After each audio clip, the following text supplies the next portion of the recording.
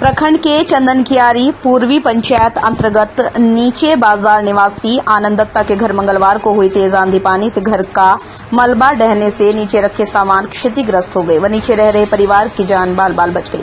आपको बता दें, आनंद दत्ता विगत कई वर्षों से कैंसर जैसी घातक बीमारी से जिंदगी और मौत से लड़ रही हैं। इसी बीच प्रकृति ने ऐसा कहर बरपाया जिससे परिवार का मानो कमर सी टूट गई। आनंद दत्ता के इकलौते पुत्र गुरुचरण दत्ता पेशे से सीएसपी संचालक हैं। सीएसपी की कमाई से परिवार का भरण पोषण होता था। तेज आंधी पानी से मलबे इस कदर ढहा कि नीचे प्रज्ञा केंद्र में उपयोग हो रहे laptop, printer, xerox machine, Marco समेत अन्य तकनीकी उपकरण टूट गया। इसे देख परिवारों को आंसू पोंछने के सिवाय किसी ने सहयोग का हाथ नहीं बढ़ाया। उधर आनंद दत्ता कैंसर जैसी घातक बीमारी के इलाज के क्रम में लाखों रुपए खर्च कर निस्सहाय लेटे हुए जिंदगी और मौत की भीख मांग रहा है। वर्तमान परिस्थिति में खासकर कोरोना काल के दौरान उत्पन्न बेरोजगारी, कमर तोड़ महंगाई की इस विकट परिस्थिति में इस परिवार को अतिरिक्त बोझ के साथ गंभीर बीमारी से ग्रसित पिताजी का इलाज करवाना भी जरूरी था। माता यशोदा देवी गृहिणी के साथ दूसरे के यहाँ मजदूरी कर किसी तरह परिवार का भरण पोषण करती है। 60 वर्ष पार होने के बाद भी उसे पेंशन योजना का लाभ नहीं मिल पा रहा। लगातार हो रही बारिश से जनजीवन अस्त व्यस्त होने की वजह से रोजगार की समस्या आ खड़ी।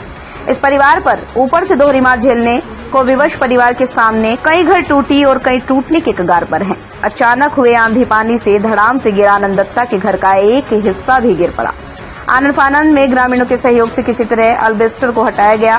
पीड़ित परिवार का कहना है, पिताजी की बीमारी का इलाज में खर्च, उसके बाद अचानक घर के मलबे ढहने से परिवार के बीच बेरोजगारी की समस्या उत्पन्न होने से परिवारों की आवश्यकताओं की पूर्ति अब कैसे होगी। ऐसे में इस परिवार पर दुखों का पहाड़ आ खड़ा हुआ। पीड़ित परिवार सरकार की तरफ से मिलने वाली सहायता राशि की आस लगाए बैठे हैं। चंदनकियारी से मुकेश कुमार महाता की रिपोर्ट। हम लोग यहीं पे काम कर रहे थे, जिस तरह से रोजाना काम करते थे वैसे ही हम लोग रोजाना काम कर रहे थे। अचानक कल प्राकृतिक दुष्प्रभाव से अचानक आंधी तूफान, तेजी से आंधी तूफान आ गए, जिसके कारण हम लोग यहाँ से न कहीं जा पाए, न कहीं सामान को हड़बड़ी से कुछ इधर से उधर कर पाए। तो हम लोग काम करते वक्त अचानक आ गए आंधी, जिसके कारण हम लोग छत का एल्वेस्टर उड़ के सीधे एल्वेस्टर के ऊपर छत के सीधे रोड पे चले गए और हम लोग यहाँ पे बहुत जोर से बच गए। और पूरा पानी और जो एल्वेस्टर का जितना भी मलबा था वो सब हम मेरे ही लैपटॉप और प्रिंटर इस सब के ऊपर जा गिरे, जिसके कारण मेरा जितना भी लैपटॉप, प्रिंटर, लेमिनेशन में जितना भी सारा सामान था वो क्षतिग्रस्त हो गए। इलेक्ट्रीशियन से हम जांच करवाए। इलेक्ट्रीशियन जांच करने के उपरांत वो बताए कि इसे शॉर्ट सर्किट हो चुका है। इसको अभी हम लोग कुछ कह नहीं सकते हैं, हम लोग देखेंगे बाद में। आपके पिताजी लंबे समय से बीमार हैं और कहीं न कहीं एक प्रकार से प्राकृतिक आपदाओं का आप पर मात झेलना, कहीं न कहीं इससे आप क्या कहना चाहेंगे? मेरे परिवार, हम तो ऐसे ही गरीब परिवार से हैं और मेरे पिताजी ऐसे कर्क रोग से पहले से ग्रसित है, जिसके कारण मेरे घर में और भी पहले से ही मतलब खराब स्थिति है। और अचानक ऐसे आपदा प्रबंधन से हो गया तो अभी मेरे और बुरा हाल हो गया। मेरे परिवार में भरण पोषण के लिए हम अकेले ही दायित्व थे और अभी तत्काल मेरे परिवार के लिए जो मेरा था यही था, छोटा मोटा जो प्रज्ञा केंद्र चला रहे थे।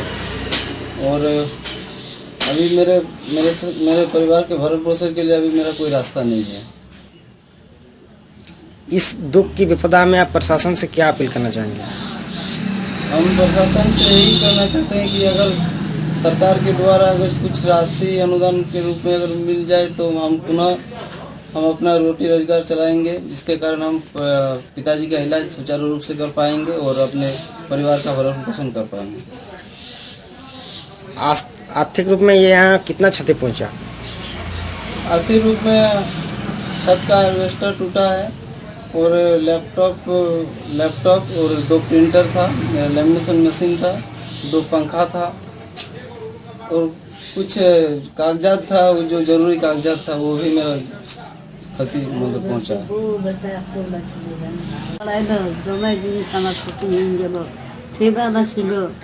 बहुत विपद गल आ जिनिसरा क्षति हो गल है ना। बड़ बड़ मेशिन छिल ला गल, सब किसी चले गल जान।